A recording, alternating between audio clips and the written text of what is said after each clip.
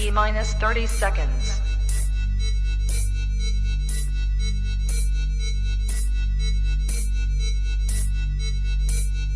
T-minus 20 seconds.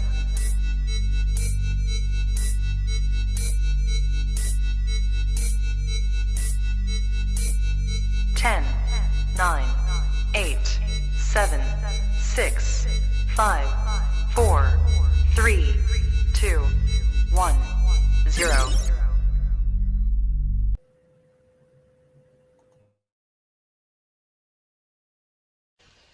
I don't have to tell you things are bad. Everybody knows things are bad. It's a depression. Everybody's out of work or scared of losing their job. The dollar buys a nickel's worth. Banks are going bust. Shopkeepers keep a gun under the counter. Punks are running wild in the street, and there's nobody anywhere who seems to know what to do, and there's no end to it. We know the air is unfit to breathe, and our food is unfit to eat. We sit watching our TVs while some local newscaster tells us that today we had 15 homicides and 63 violent crimes, as if that's the way it's supposed to be. We know things are bad, worse than bad. They're crazy. It's like everything everywhere is going crazy, so we don't go out anymore. We sit in the house, and slowly the world we're living in is getting smaller, and all we say is, please, at least leave us alone in our living rooms. Let me have my toaster and my TV and my steel-belted radios, and I won't say anything. Just leave us alone. Well, I'm not going to leave you alone. I want you to get mad. I don't want you to protest. I don't want you to riot. I don't want you to write to your congressman because I wouldn't know what to tell you to write. I don't know what to do about the depression and the inflation and the Russians and the crime in the street. All I know is that first, you've got to get mad. You've got to say, I'm a human being. My life has value.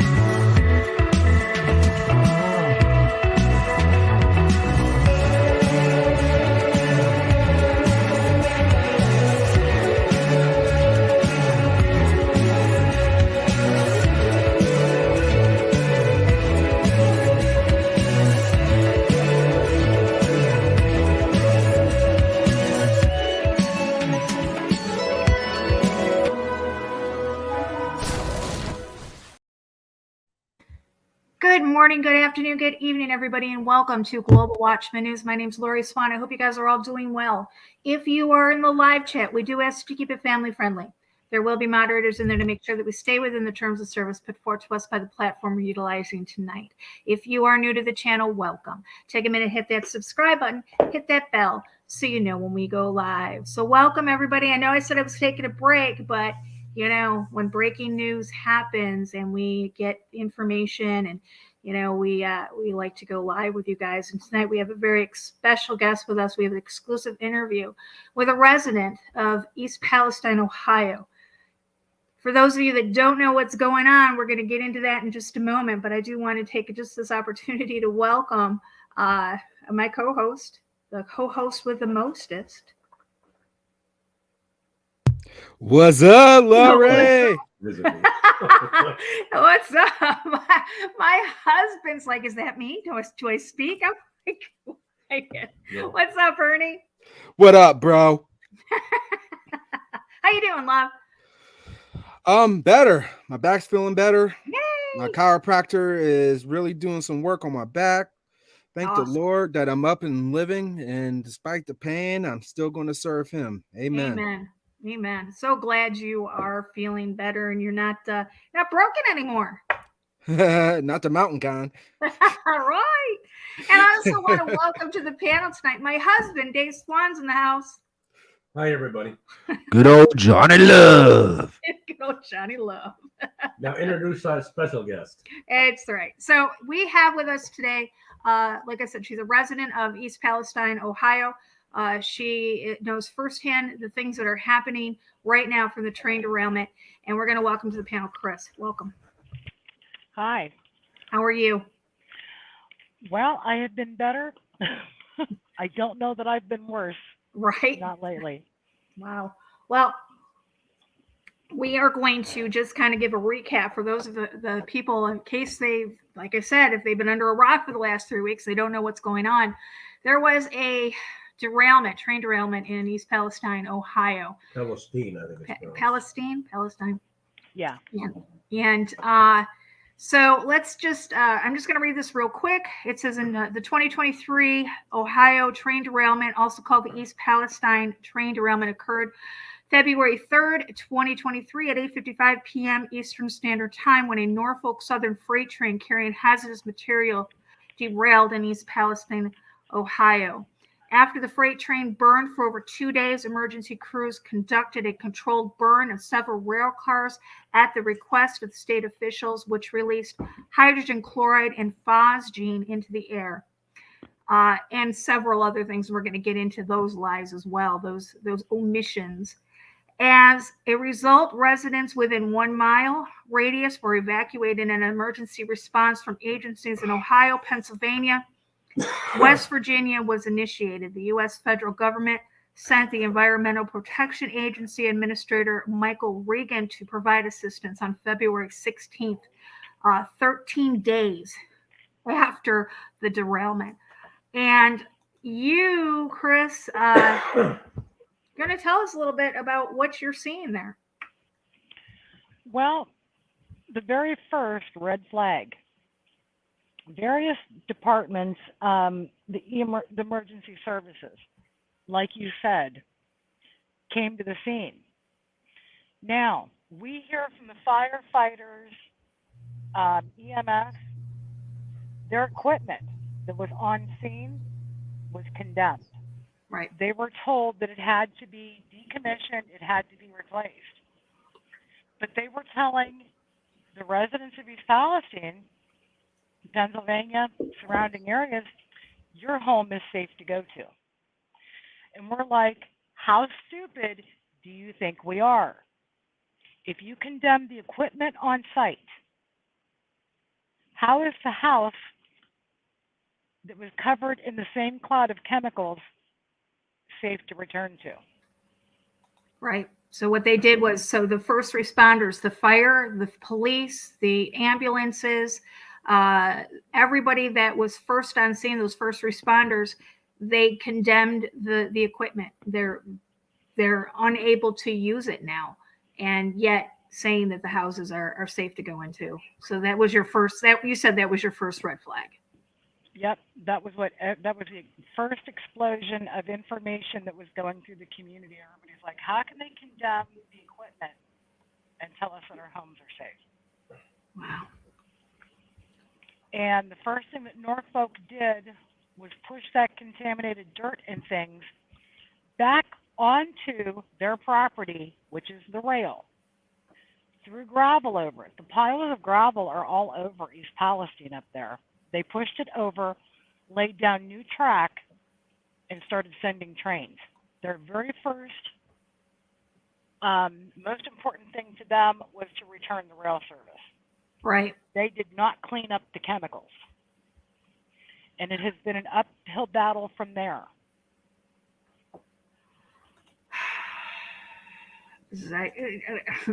I'm going to play a video real quick while we were talking. This is the first. This video is going to show the rail cars, and this was 40 miles before it got to your location. It started sparking. It started fire. Oh my God. They well, let me rewind it.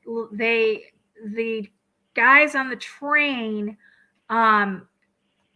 it's called a hot box, and they got a warning on the hot box, and they called ahead to their supervisor and they said, look, we're getting this reading on this hot box, and this was 40 miles out.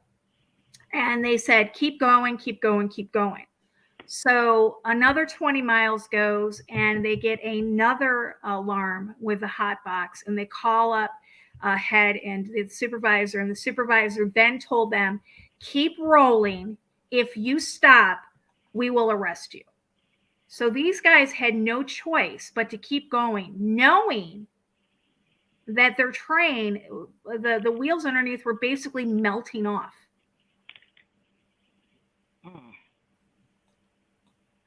That is complete negligence. Complete negligence, absolutely. So this gets into your area. So let's get a little background. How were you notified? Did somebody call you, or did you hear about this on the news as the rest of us? Because you weren't home at the time, right? Oh, I was at work, but my phone was ringing off the hook. Facebook was going off. It was immediate. And I was hearing from people all over the countryside, not only people in my own community, but as soon as it hit the news, I was getting phone calls from people I knew in Connecticut, Illinois. Actually, your husband was one of them. He's like, hey, don't you live around there? It's been something else. Right. And they only admitted originally to the vinyl chloride. Then a day or two later, it comes out that there's 3 chemicals. Then later it comes out, I don't know how many actual chemicals how many that they found. There you go. Yeah. They admitted originally to the vinyl chloride, and then they had no choice but to, admit to the other ones. And just the vinyl chloride alone is so hazardous. If you guys want to look it up, it's here it is. The placard is 1086 is the placard on it, and let's see where I got it. I've got a lot of things pulled up for us. Give me just a second. The hazardous substance fact sheet, vinyl chloride. Immediately flushing with water, and that is what they did, correct? And that's what caused the problems, didn't it?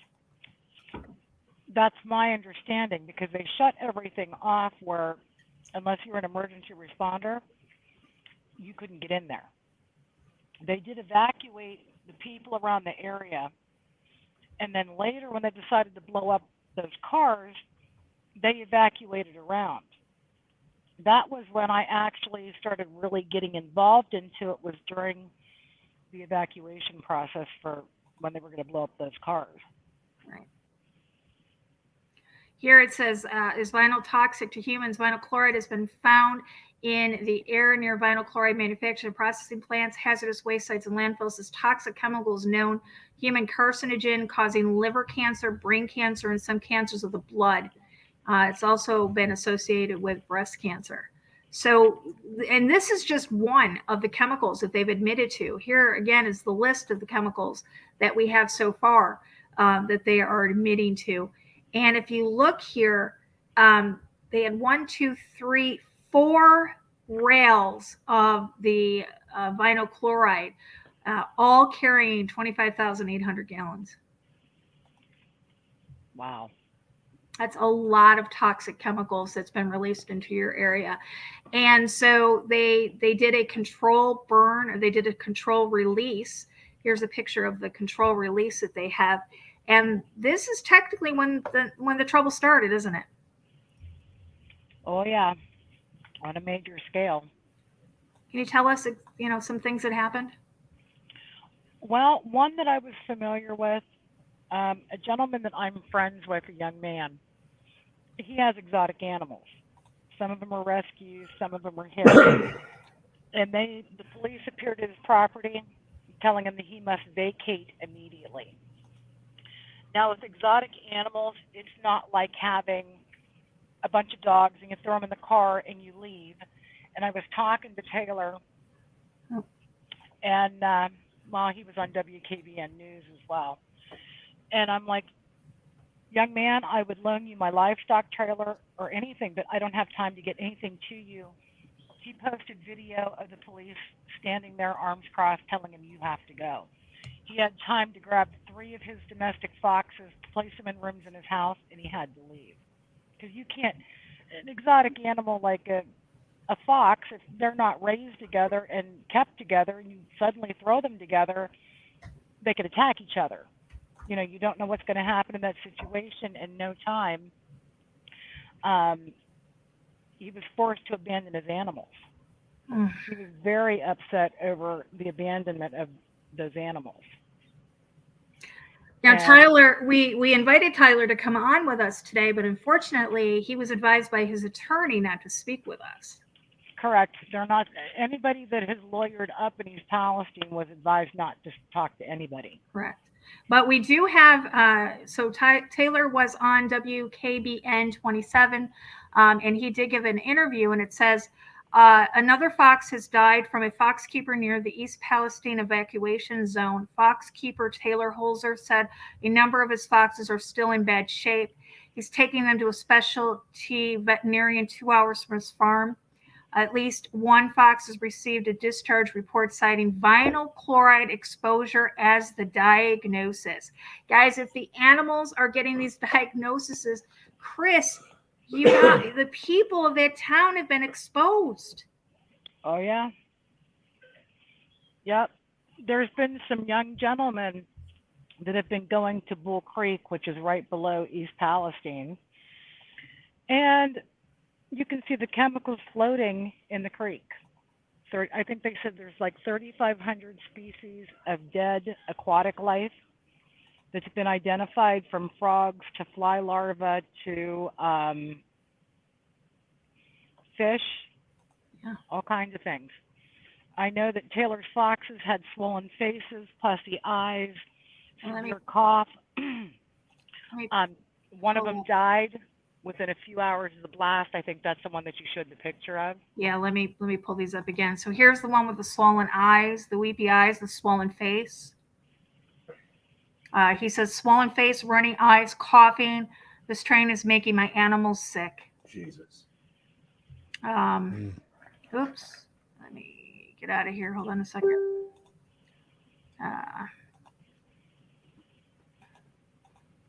Here's the one that I take it this was one of his animals that didn't make it. That was the one that died a few hours after the chemical release. Wow. Yep. I don't know why it keeps popping out. Here we have the discharge instructions of from the vet, and the diagnosis you can clearly see on the paper is vinyl chloride exposure. Yeah, it's very real. And I've seen internet trolls attack him, attack other people that have posted information about their sick animals. And it's very real. And who has the kind of money?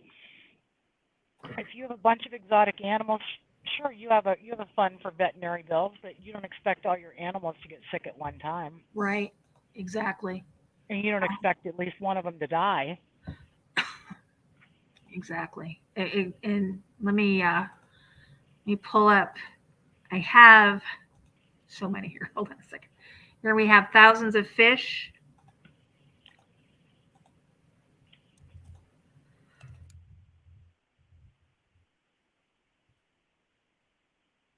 Oops, I muted myself. Thousands of fish, dead fish, and contamination in waterways. How the Ohio train derailment is affecting the environment. Thousands of animals have died in East Palestine, Ohio, in the aftermath of the train derailment that sent numerous hazardous substances in the surrounding area. They said that there were 3,500 dead fish in local waterways, including the Ohio River, after it became contaminated. Thousands of dead animals. Mary Mertz, the director of Ohio's Department of Natural Resources, said on Tuesday that an estimated 3,500 dead fish have been found. You know what? I'm not buying that number, Chris. I'm not buying it either. And these young men are going to their Facebook accounts and publicly posting every day. You know, like the Ohio Department of Natural Resources supposedly said that the contamination was over, there was no more die-off. Nope, these guys are going out and taking pictures of fresh, dead aquatic life. You said there's frogs, there's everything. There's frog. I'm assuming birds. Yep, there was some birds that were killed. I know that there was a woman's cat that the vets tried to save. I think they said the vet bill was like 10 grand. She lived in town. But the cat got such a heavy exposure that it passed after an outrageous amount of money trying to save it. We have another one. People are posting about animals dying after the Ohio spill. So it's not, we've got, this is another one by Taylor, another interview that he did. He says, Holzer, who lives in East Palestine, about a mile from the accident, has around 100 rescue animals, including parrots, foxes, coyotes, and wolf dogs. Some of his animals have swollen faces, weeping eyes, stomach issues, he said. One of his foxes broke its leg trying to run away from the commotion, and another one has died. The veterinary treated one of Holzer's 6 foxes for vinyl chloride exposure. Tests show the animal had lung inflammation as well as elevated liver values, said Holzer, who posted about his animals on Instagram and TikTok.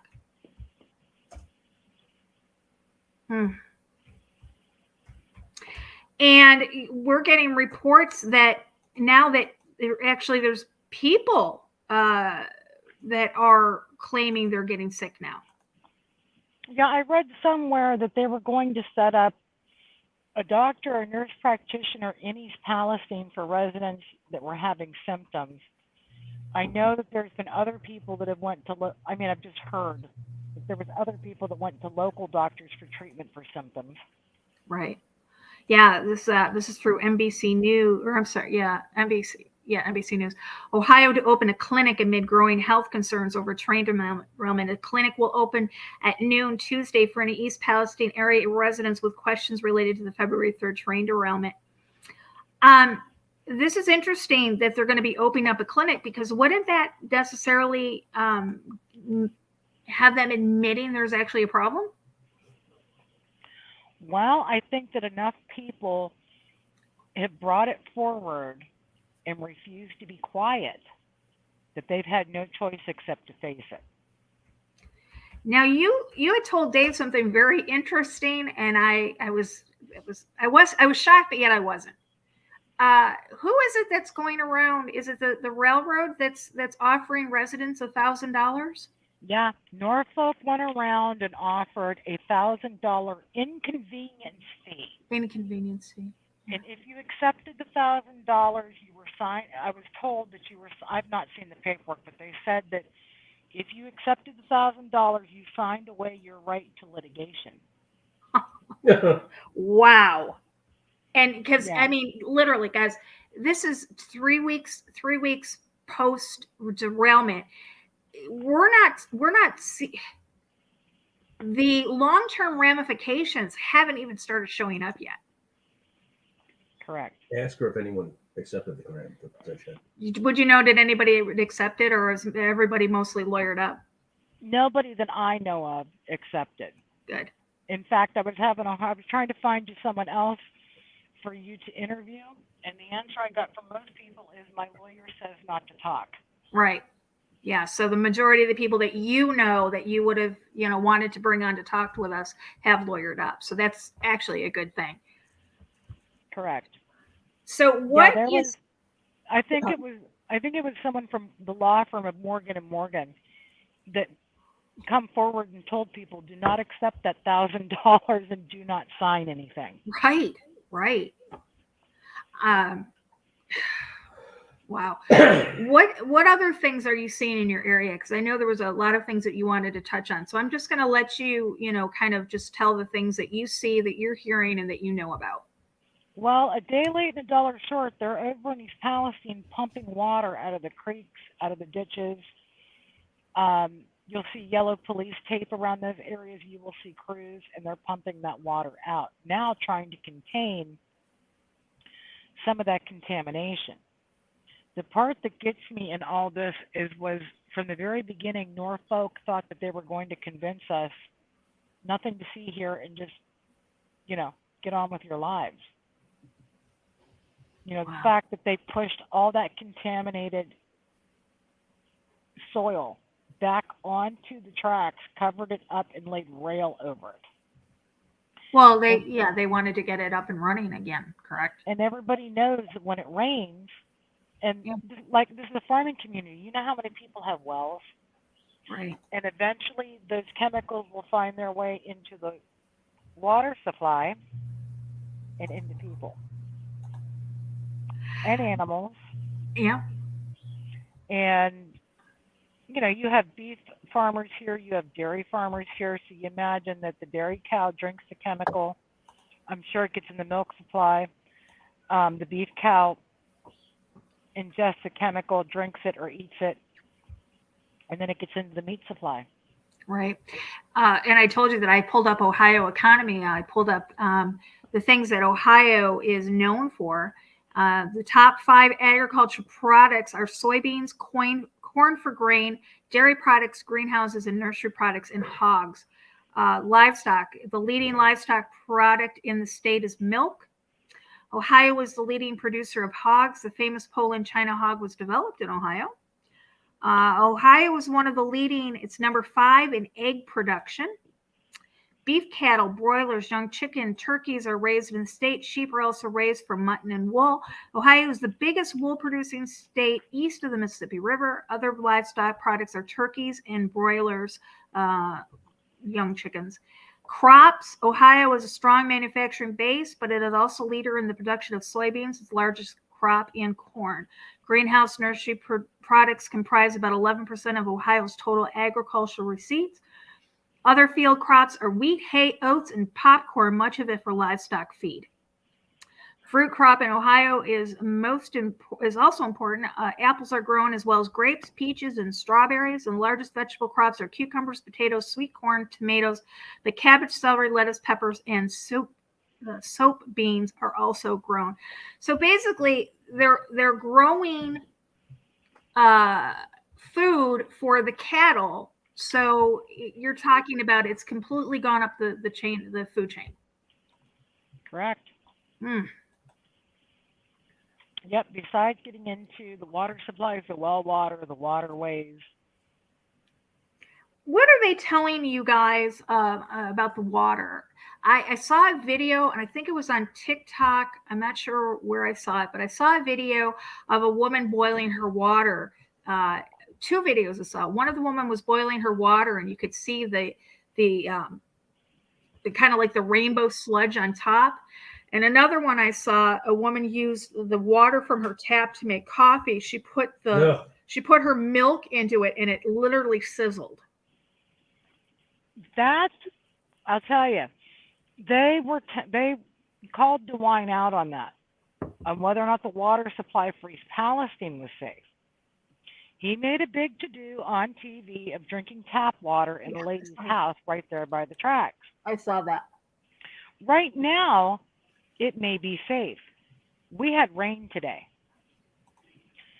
I want to see what it is in a few weeks, even a few months, because Norfolk has not cleaned that up yet. They're working on it. Now they're being made to, under threat. I think the EPA threatened them with a $70,000 a day fine.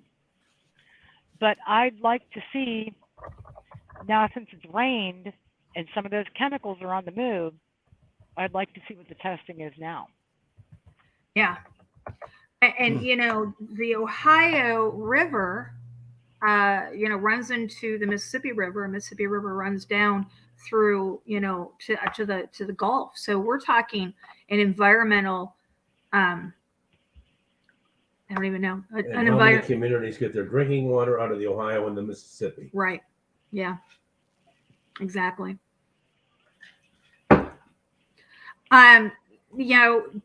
Trump showed up there today.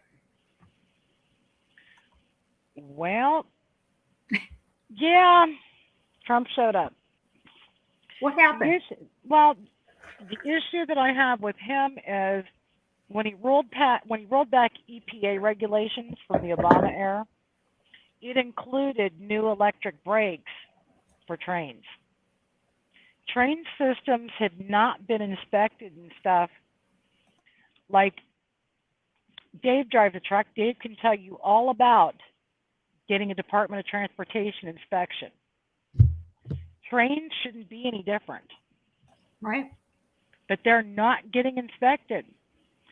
One of the Columbus TV stations published that DeWine took a $10,000 contribution off of Norfolk.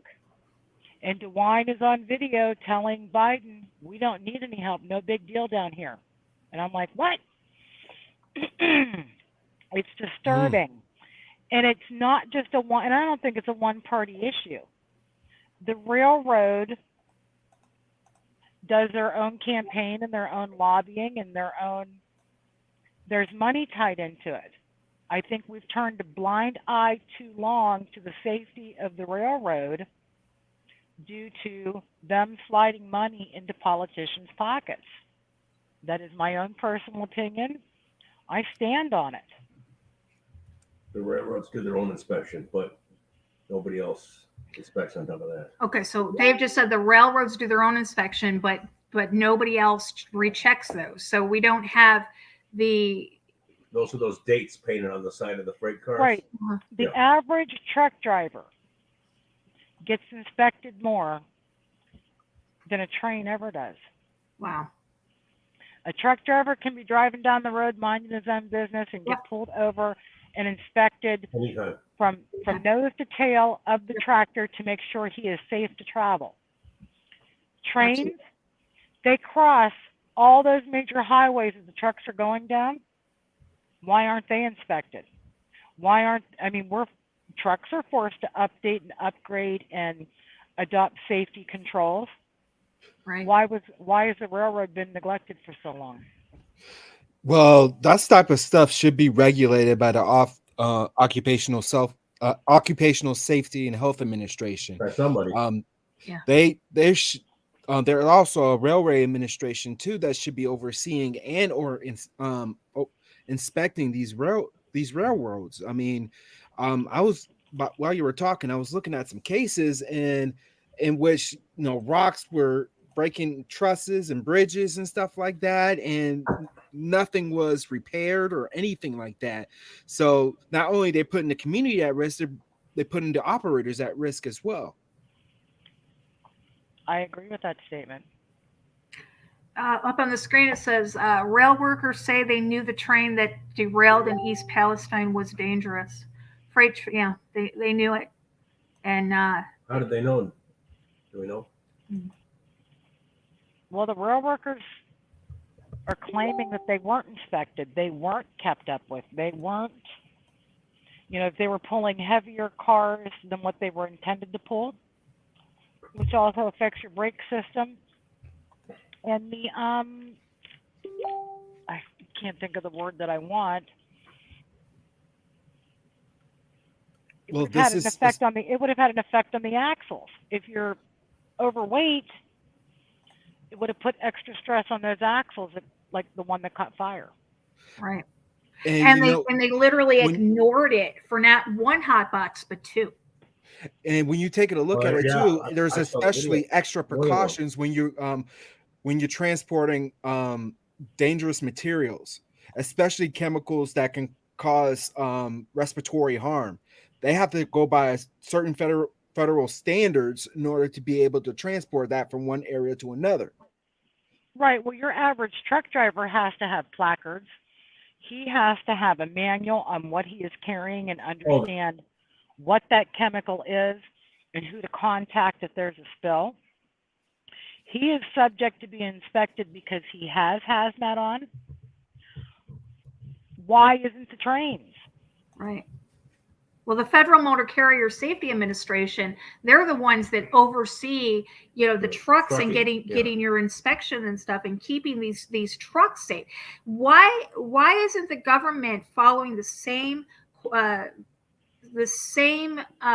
strict rules and regulations for transporting hazardous materials on the rails as they are on the roads? somebody here is it's not jiving. I mean, you can't have why two sets of rules. Actually a train is more apt to run into trouble because of let's say terrorist acts on rail Oh, that'd be easy to do on on a railroads. train. Oh, God. I mean, somebody's dropping the ball here, and it seems to me like they're not stepping up to either take care of this or change the things that caused it. Well, I think it's a trail of money, and I don't think that either political party is innocent in this. Well, let's talk money. You want to talk money Yeah, trail for a you, minute? you have to follow the money. Yeah, 'Cause that's you where it guys all want to talk leads. money trail for a minute? So I did a little bit of research, and I found who the top holders, the shareholders, are for the Norfolk Southern Railroad, and the top shareholders kind of surprised me and yet didn't. We have the Vanguard Group, BlackRock, J.P. Morgan. They are all shareholders of the railroad. Don't forget State Street, because you look at that Vanguard, BlackRock, and State Street, they all own each other. Combined, those companies are worth a total of around $30 trillion. And who they all are backed by is no surprise as well. Oh. Laura, we uncovered that last night, didn't we? Rothschilds. Yep, absolutely. Follow the money trail. Exactly, follow the money trail. Yeah, and so and this is why I think it really upsets me that they're offering you and your residents $1,000 when we're talking about multi-trillion-dollar corporations. And these are companies that nobody's really heard of. But they have their hands in every single major corporation in the world. Yeah. They pretty much own the majority of shares of all those corporations as well. Somebody had mentioned earlier today, I was talking to you guys before we went live, and I said, they told me that the only way that you win monopoly is to own the railroads. Yeah. That's a good comparison. Yeah. What did your town have a contingency plan in place for something like this? It's not the first time there's been a derailment. We were talking about this in the local barber shop yesterday while my fiance was getting a haircut. There was a load of new cars that was dumped in East Palestine that hit one of the overpasses. It's not the first time East Palestine's had a train derailment. It's just the first time that it has been this bad. Wow. And the barber was going back to like 1974, I believe, on the cars. Wow. Train derailments are not that uncommon. Like I said, my brother used to be a supervisor not for Norfolk, but for a competitor. And some of the things that he saw were really gross. People get hit, trains get derailed. He called me one evening, was telling me that he had a train that was stuck up on a mountain on ice, and it wasn't a passenger train, it was a crew. And he had to send people up on snowmobiles to go get them, to rescue them. So, none of this is new. It just seems to be worse because because they're not self-policing, and we don't seem to have a government agency that's enforcing safety on the railroad. Wow. I had pulled something up while we were talking, and I took it back down again. But I want you to see, you had sent me this. This is talking about DeWine. Almost exactly a month before the Norfolk Southern train derailed and spewed hazardous materials in eastern Ohio, the company gave the maximum $10,000 to help bankroll Governor Mike DeWine's inaugural festivities. Yeah, see, my personal opinion is just my personal opinion.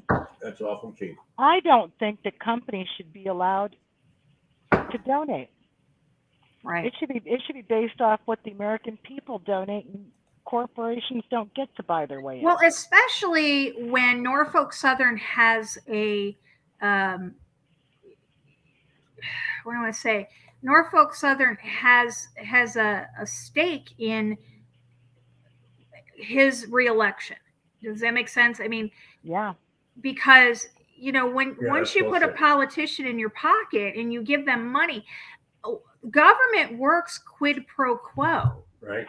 So because they gave him money, he owes them, or they owe him a favor, or he owes them a favor. Right. You know what I'm saying? So quid pro quo, yeah, they shouldn't be allowed to donate or give any money to any government position like this. You have to keep in mind too that amount is only the amount made public. Right, exactly. That's the maximum public. Yeah. So who knows? Right. There's what? all kinds of envelopes. Yeah, envelopes being passed back. Back room deals being made. Yeah. So. Yep. See, there's so much of that goes on. And I mean, it goes through it's not just a Republican or a Democrat issue. No, it's not. It goes on regardless of who's in power. Exactly. And we pay the tab for it. Exactly. And everybody else. Yeah, well, and and the people in your town are going to be paying it for years to come, it sounds like, because well, you do have, I guess the bright side of it is Erin Brockovich is coming to your town on Friday. Correct. Yeah, she picked up right away on the chemicals. And for those who don't know who Erin Brockovich is, she is an environmentalist who is just an amazing spokesperson for such a problem as is taking place right now. No. Yeah, this happened. What is Erin's? What happened? Somewhere in California. Was it in California? And no. Some big company was just polluting her neighborhood or her area. People were dying. Yeah. And so she decided that she was going to be a spokesperson, and she went to Washington. They wanted to give her money. Yeah, they wanted to give her money, and she refused it. And she went to Washington, and she became this environmentalist. And she actually won against this huge company. And so, getting her to come and listen to or take interest in Palestine is a feat. Now, Laurie, I have a question. Did anybody find out what those chemicals were being used for? I don't know where they were on their way to. But there are a lot of chemical plants on the East Coast. Oh, God. Dave and I, we go, what is the one we go to? Or we don't go to, we pass. Where's the? Oh, that's DuPont. Where my grandfather, DuPont. Yeah, DuPont in New Jersey. Huge chemical. Yeah. So there's a lot of places that could have been going to. Because those types of chemicals, when released in the atmosphere, it can cause nerve gas or mustard gas. Am I correct? Yeah. Mm-hmm. Interesting. Yeah. I think Rick mentioned something about it having something to do with orange. What is Agent Orange? Some of these chemicals have to do with, or a component of Agent Orange. On the people that you've talked to, Chris, what is the overall feeling of the town? I mean, are the people actually getting sick? Are they going to the hospitals? What is the? Well, I've heard from quite a few people that they went to the doctor because they have a cough, a headache, the issues with their eyes. Eyes and cough seems to be a common denominator, similar to the foxes. The foxes, yeah. Red irritated eyes, the cough. Yeah.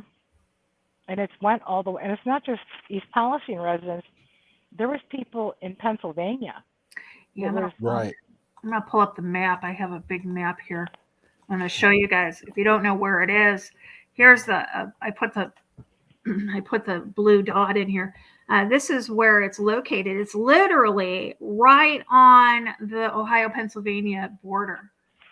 And so, Yeah, Leak Oil was literally the last gas station at the state line before you cross over from Palestine over into Pennsylvania. oh, wow. Okay. So it's like right on the border then. Yep. And here is the original map that we were given for the 200-mile radius. This was initially, but it's spread since then. We've got reports that they're feeling it up in Ontario, Canada, and up in that area. But this was the original. This was the original 200-mile radius, and it affects a lot of people. I have two people that I know of that is in this area. One of my friends, Nick, lives close to. He lives, I think, north of there, and well, you, Ernie. Yep, me as well. Yeah. You as well. Couple other friends and family members are down in that area as well. Wow. Now my kids were over right by the area, and they said the chemical smell and stuff was ungodly. Now, mind you, I was at work, but my son's girlfriend, her parents live even closer to the blast site than we do, but they said that the smell was really bad.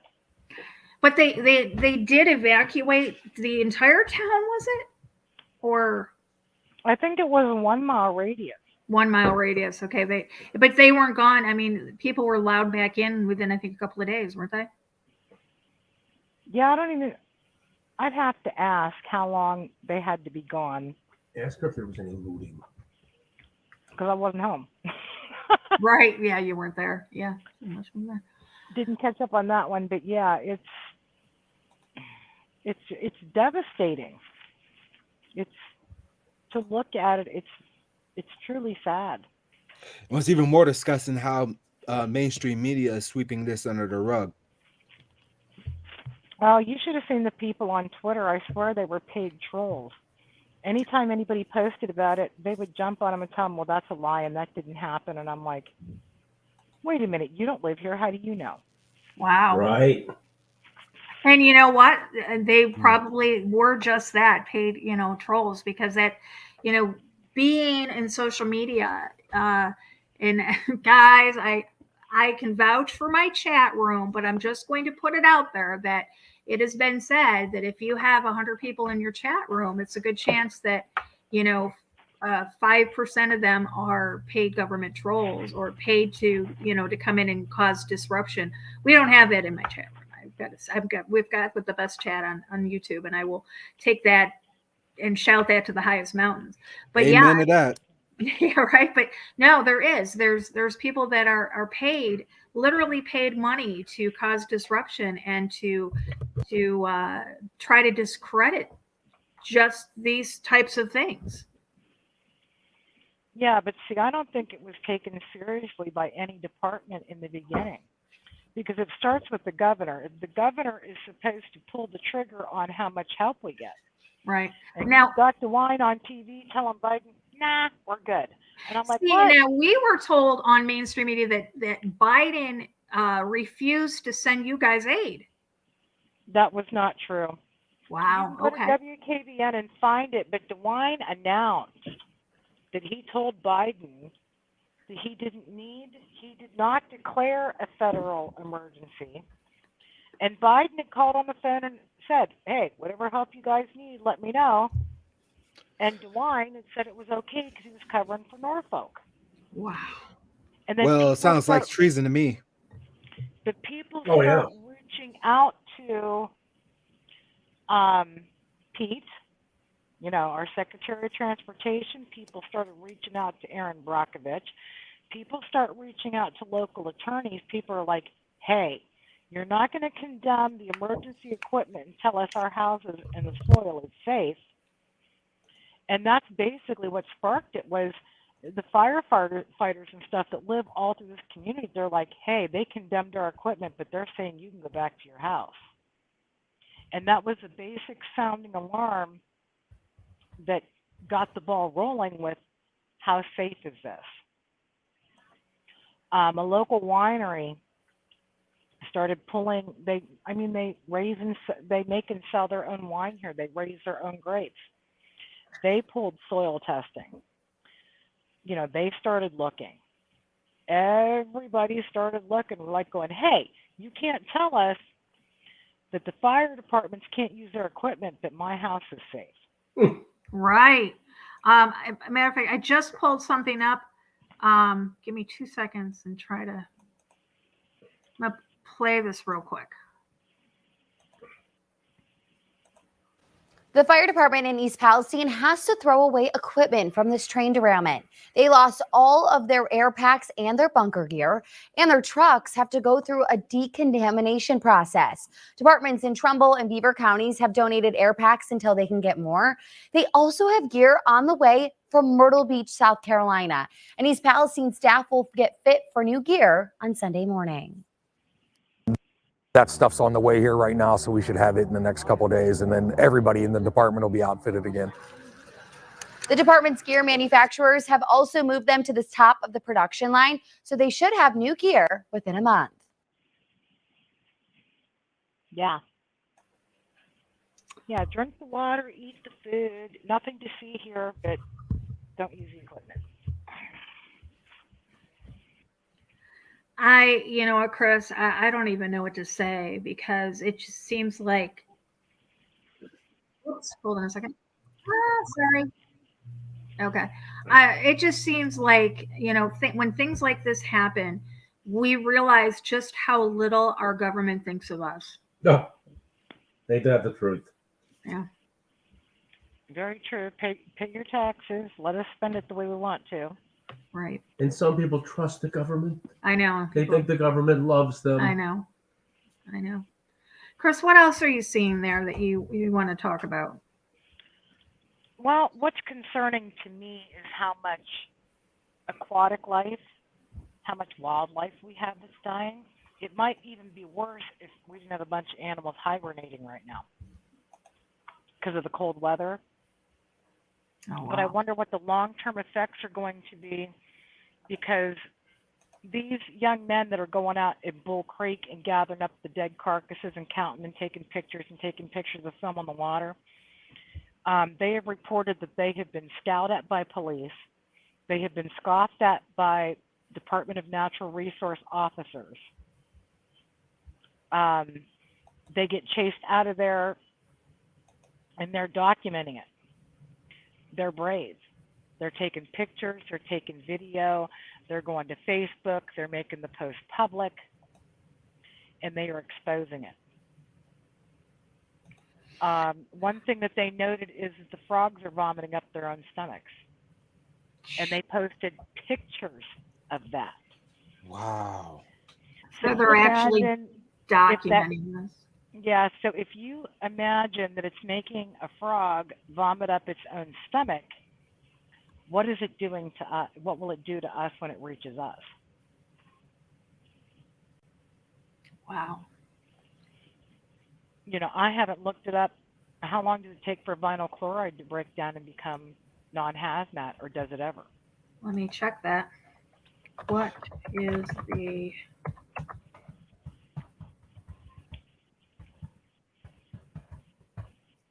I really don't think it ever breaks down.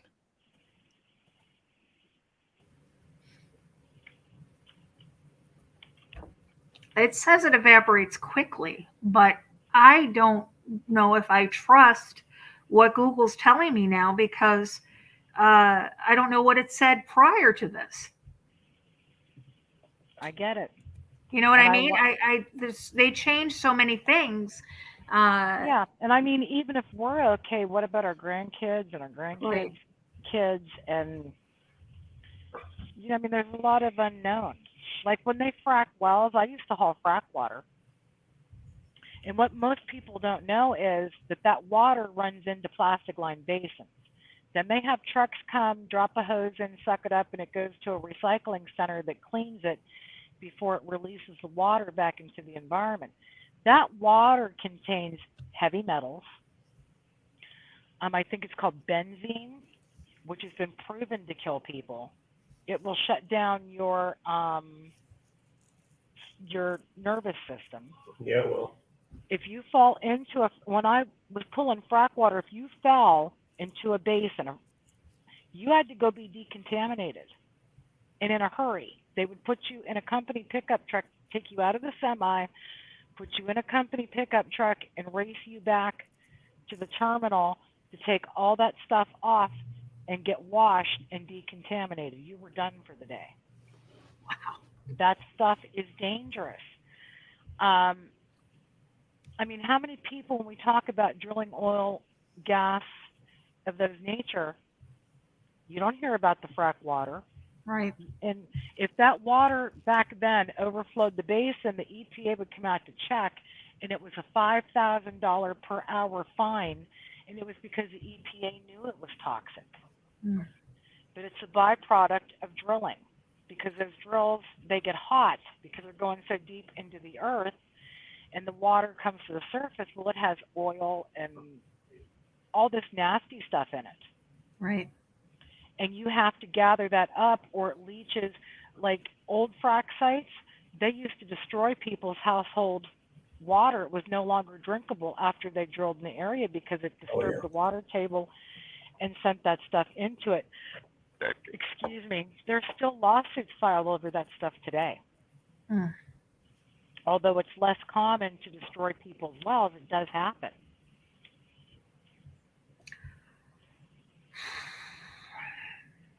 So we're not going to even know the long-term effects that this has had, and a lot of it will be, again, because it has to do with part of the federal government. It's all going to be covered up. I mean, they've already started offering residents money to shut them up. It still blows my mind. It's $1,000. I mean, how little do they think of people? And they called it an inconvenience fee. Inconvenience. You can Google that. Yeah, they called it. Norfolk called it I mean, they considered no damage. They had not damaged anyone. They were offering you $1,000 for your inconvenience. And I think they said that CEO earns millions per year. Yeah. Norfolk made billions last year. And they offered people that were tossed out of their homes, sick animals, sick people, contaminated houses, you name it, here's $1,000 because you were inconvenienced with our hazmat. It's really insulting. Now, what's going on with the residents there? Is there any town meetings going on? Is there, There was a ton of town meetings. In fact, there was an uproar. The first town meeting, or might have been the second one, Norfolk they pulled a no-show. They claimed and they feared for their lives. They refused to show up. And their excuse was, we feel threatened. But East Palestine police said that they had received no police reports of threats made against Norfolk. Norfolk was just trying to get away from it. Right, they didn't want to face everybody publicly. And honestly, if somebody did threaten them, could you really blame them? I mean, No. looking at people that had thousands of dollars in vet bills, their homes contaminated, they were lied to, they were treated like garbage. Norfolk only cared about getting that railway back open and those trains running, and they had zero consideration for the people whatsoever.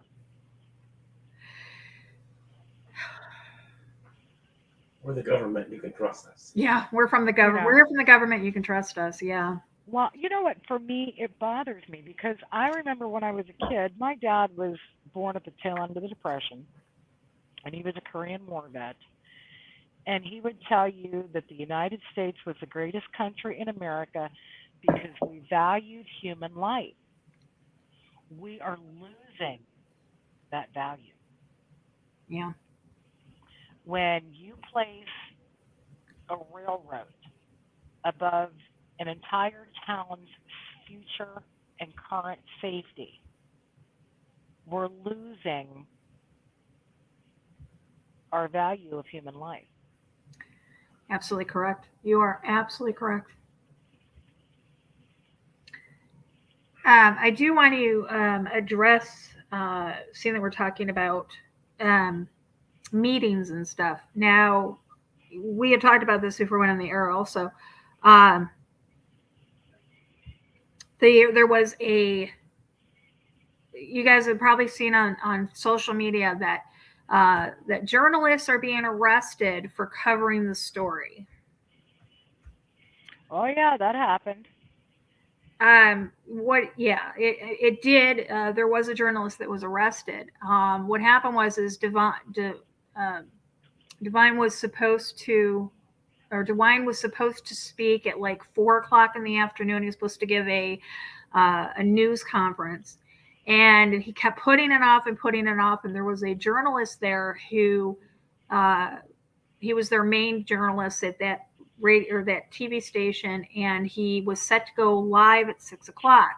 Well, DeWine didn't show up until like 10 minutes to 6, 5 minutes to 6. So when DeWine started his news conference, this guy had to go live on the air. So what he said is, I took my equipment, I went to the back of the auditorium in the corner by myself, and I was running my live broadcast. And people came up, I guess the sheriff came up and said, you're causing a distraction, you need to leave. And he said, I can't leave, I'm running a live show right now. And they arrested him. Now, you said you know who this guy is, and he's not a very well liked man. No, that's the police chief. He holds that title for New Waterford, Andes, Palestine. Dan Howder's his name. This is Peyton Place. There was no excuse for that, honestly. And I was just shaking my head when I was watching that unfold on the news. I was too. You know, there was absolutely no reason to arrest that man when he's explaining to you, and I'm sure that they could see the news cameras, they could see a microphone, Yeah. they could, they knew who he was. Well, he's the guy that does their nightly news. Of course, they knew who he was. Yeah.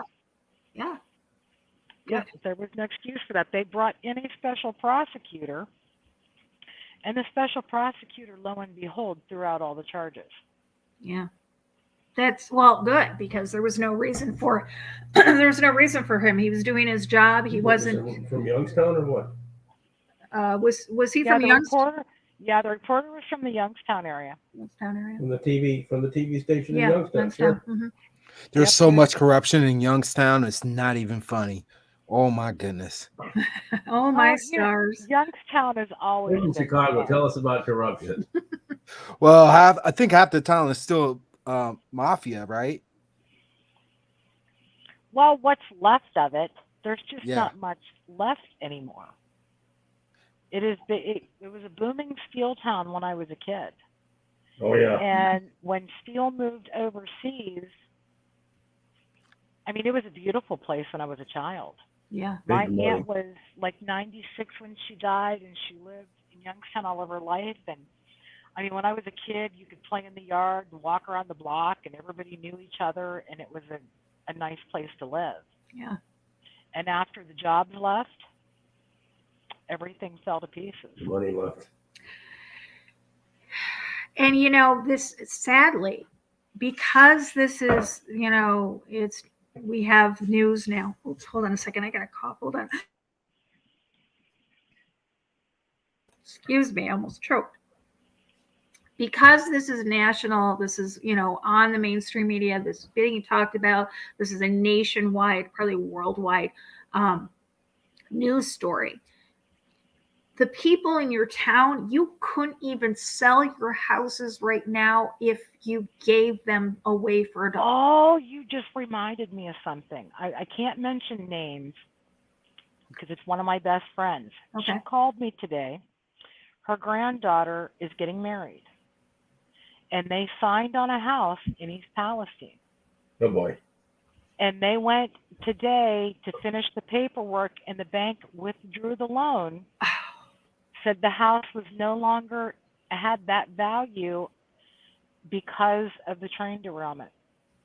Young Wow. lady Bank that got was it done getting before married this. and her new husband were denied a Jeez. bank loan for the house that they wanted to buy. Dave just said, he goes, Challenging. the bank just did him a favor, but yeah, that's insane. So It's yeah, sad though. it's very sad because now, I mean, you've got people that have lived in that area for their entire lives. You've got homesteads. You've got, people that have, grown up there, born there, grown up there. You've got, family homesteads. And now, even if you wanted, you said there's wineries in the area. Yep. I know that. Yeah, McKim's, since they made the post public, it's McKim's Winery. And they grow their own grapes. They do their own, I don't know if you brew wine or how that's considered, but, and they do a lot of honey-based wine that's made locally here. And I didn't even think about the bees. they hired an independent company to come around and test their soil and test their water and things at their winery to make sure that they could proceed because everybody's gearing up for spring, for everything for the new batches. Now, McKim said that their testing come up clean, and they posted the results on Facebook. You could look it up, which I was glad for them that they didn't have heavy chemical exposure. But we know that places like Bull Creek, it's very heavy chemical exposure.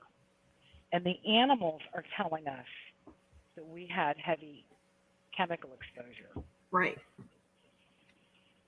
Right. If you see the animals getting sick, the humans aren't far behind, especially in, now that we, you looked and we saw that, in that area, it's kind of a cycle. They grow the corn and they grow the food for the cows. The cows give the milk. The cows give the meat. Something we haven't touched on that I'm quite curious about. There's a lot of Amish in your area, right? Yeah. The only problem is that they won't talk to the media. They don't like their picture taken. Some of them are a little more lax. A few of them have cell phones, but for the most part, they shun modern technology. Right. They do their own disciplinary in their own community. So they don't like the court systems. They don't sue anybody. It'll be hard to get information from them unless you really know some of them well, because they won't talk to you. Wow. But this is going to affect them as well. Oh God. Oh yeah. And see, they have lower cancer rates and stuff than we do. Right. Because they eat clean. They make everything from scratch. Yeah. Because that's just the way that their religion is. But they generally do better health-wise than we do because they don't buy processed food. Wow. Oh, and when you brought up the chemicals, it's kind of a little bit off topic, but my elderly cousin accidentally walked through he had rented his farm out, and he accidentally walked through, what was that stuff called, that weed killer? Oh, Roundup.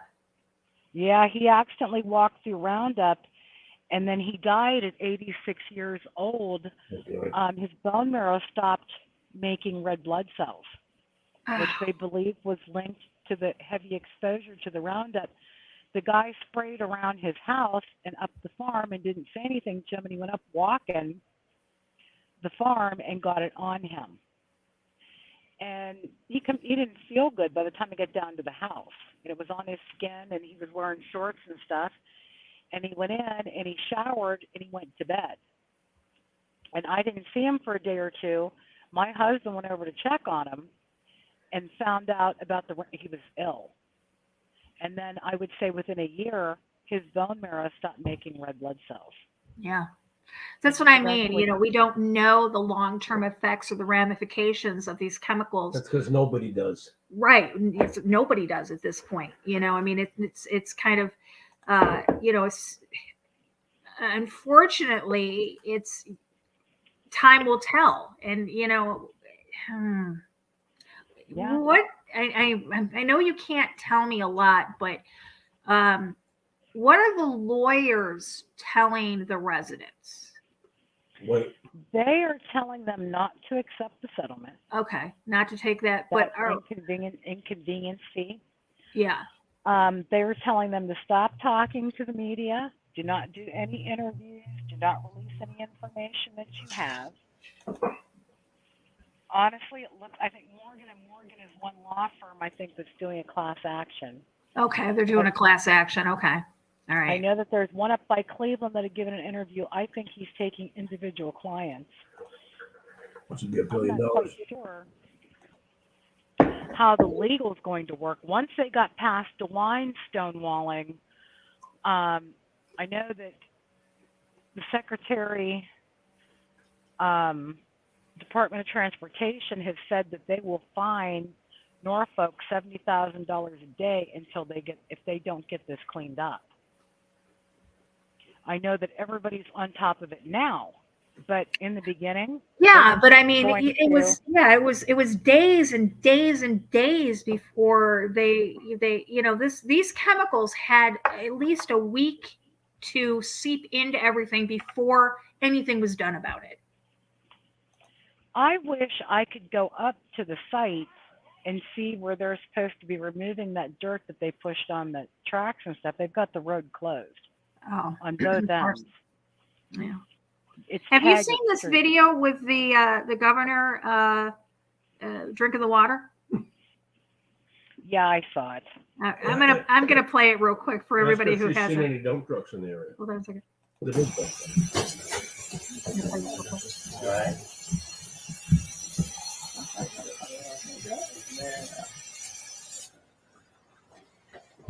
I'll tell you, we believe in science, so we don't feel like we're being your guinea pig, but we don't mind proving to you that we believe the water's safe. Okay. Here's to Thank you. I Caroline. appreciate that. Here's to you. Thank you. Thank you so much. Awesome. That's good. It's really cold coming from the tap. Yeah. Thank you. It's not my water, but thank you. What did she just say? Did you guys hear that? Replay that. Yeah, replay it. Which one's the governor? Hold on. I don't think it's the governor. I don't know who it is. Give me a second. Listen Yeah. to the lady with the white hair. It's not my water, but thank you. Well, I think It's not my water, but thank you. Awesome. that's good. It's really cold coming from the tap. Yeah. Thank you. It's not my water, but thank you. Whose water is it? Well, whose water? Right? Whose water is it? Ah, Well, maybe they brought the water for them all to drink it. Yeah, but I'd like to know if they're just scraping it or if they're taking soil samples to make sure that they got it all. well, I've been seeing videos in the creek where you look at the creek and the water looks perfectly fine until you stir up at the bottom and then all of it comes to the top. Have you seen those videos? Yeah. Yeah. So I mean, if you go down there, and people are saying the smell is horrible. Oh, yeah. That's what my son's girlfriend, her mom lives way closer, and they said the chemical smell, they said it smelled terrible. They said the Wow. smell would knock you over. Wow. Now, when I was in town the other day, you couldn't smell it in town anymore. But this was right after that gigantic cloud had went through that everything smelled so bad. Right. But there's no way that film isn't all over the trees. Like Right. with the rain today, I'm sure it washed it off of trees, bushes, anything, houses, any building it was clinging to, and then it runs down into the sanitary sewers and it ends up in the waterways.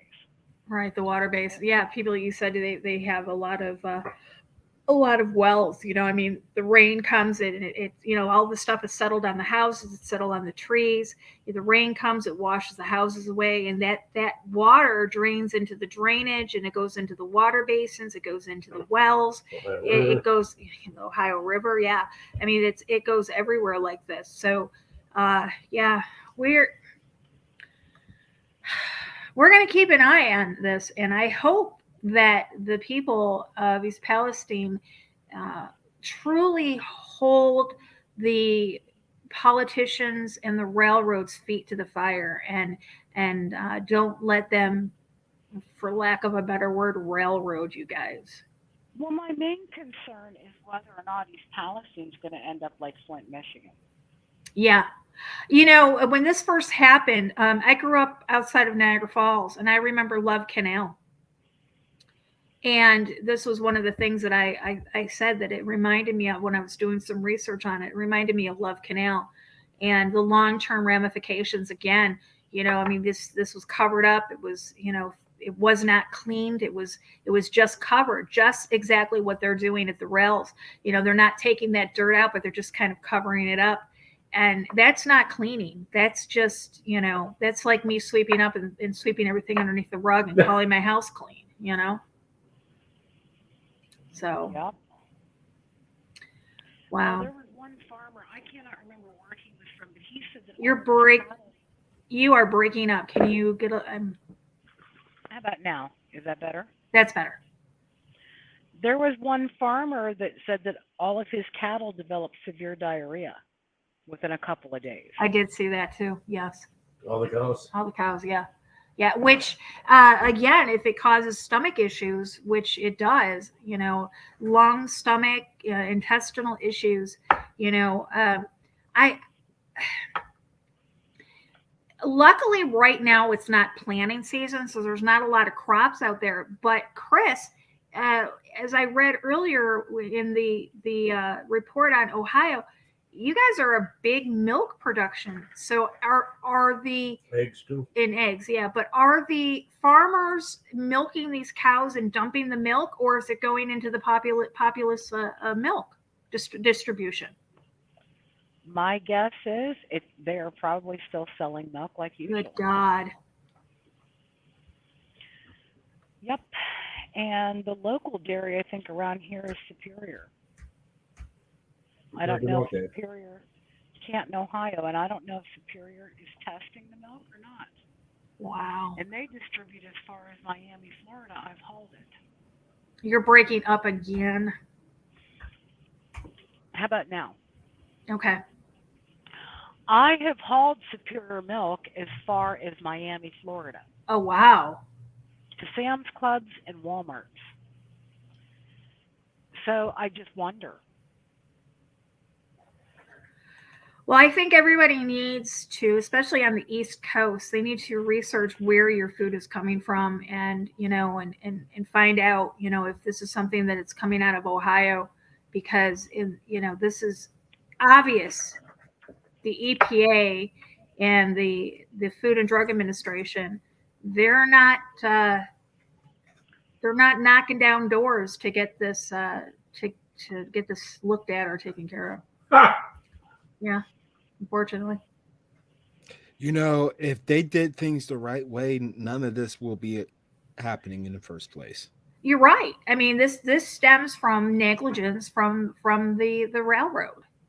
Regardless of the negligence, if they would have been transparent with everything. Oh yeah. Yeah. It did things the right way. Me working in the field dealing with employees and people, that's nothing but red flags, and everybody will be gone and or arrested for crimes such as this. Yeah. Well. Yeah, but it's sad if the engineer wanted to stop the train and they forced him to continue. They did. They forced him. He called them twice. He called him first 40 miles out at the first hot box. They called him out when it hit the second hot box at 20 miles out. The sensor. The sensor, and he told them both times. We're getting the notification, and they said Do not stop that train. What happened to that engineer?